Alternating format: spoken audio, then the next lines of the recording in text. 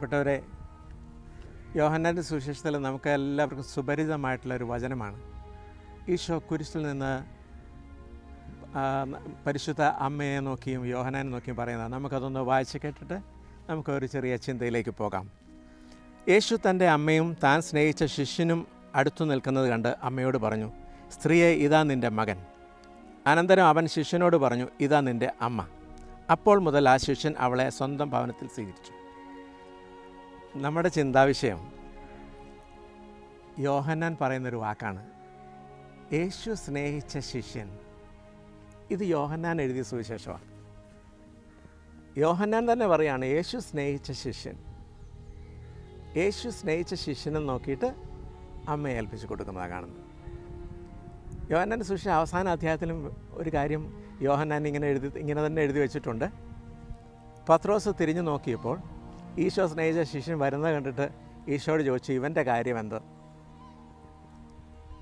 ഈ യോഹന്നാൻ്റെ ഒരു ആത്മവിശ്വാസം, യോഹന്നാനെയാണ് ഈശോ ഏറ്റവും കൂടുതൽ സ്നേഹിക്കുന്നതെന്ന് യോഹന്നാന് അത്രമാത്രം ബോധ്യവും ഉറപ്പുമുള്ള ഈ ആത്മവിശ്വാസം, ഇത് വാസ്തവത്തിൽ എന്നെ ഒത്തിരി ചോദ്യം ചെയ്യുന്നുണ്ട്, എന്നെ വെല്ലുവിളിക്കുന്നുണ്ട്.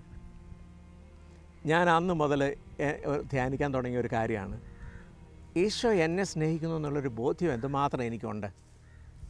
ഈ ബോധ്യവും അനുഭവവും വളരുന്നതനുസരിച്ച് പരിശുദ്ധ അമ്മയോടുള്ള സ്നേഹവും അമ്മയുടെ മാതൃത്വ അനുഭവവും വളരെ കൂടുതലായി എനിക്കും അനുഭവിക്കാൻ കഴിയുന്നുണ്ടെന്ന് എനിക്ക് ബോധ്യപ്പെട്ടൊരു കാര്യമാണ്. ഇത് വലിയൊരു ആത്മവിശ്വാസമാണ്. ക്രിസ്തു ശിഷ്യൻ്റെ ഒരു ആത്മവിശ്വാസമായിരിക്കണം. ഹൃദയത്തിൽ ഈശോ തന്നെ സ്നേഹിക്കുന്നു എന്നുള്ളൊരു വലിയ വിശ്വാസം, ഇത് അവനെ ആത്മീയതയിൽ ഒത്തിരി വളർത്തും. എന്നെ ഒത്തിരി വളർത്തിയൊരു കാര്യമാണ് ഈ യോഹന്നാനും ഈശോയും തമ്മിലുള്ള വലിയൊരു ഹൃദയബന്ധം.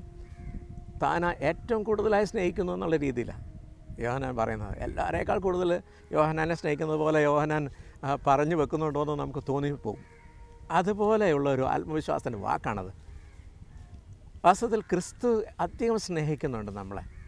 ക്രിസ്തു സ്നേഹിക്കുന്നുള്ള ഉറപ്പാണല്ലോ ദൈവമക്കളുടെ സ്വാതന്ത്ര്യത്തേക്ക് നമ്മളെ വരുത്തുന്നത്.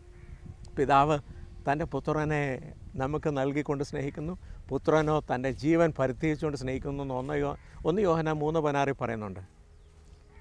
ഈശോ തൻ്റെ ജീവൻ പരിത്യജിച്ചത് വഴി സ്നേഹമെന്തെന്ന് നാം അറിയുന്നു എന്ന്.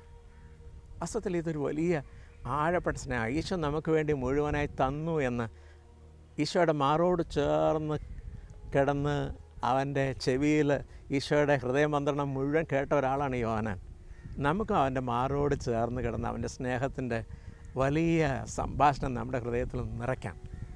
അങ്ങനെ ഈശോയുടെ ക്രിസ്തു ശിഷ്യനായി ക്രിസ്തു ശിഷ്യനായി ആത്മവിശ്വാസത്തോടെ ജീവിക്കുന്ന കൃപയിലേക്ക് നമുക്ക് വരാം.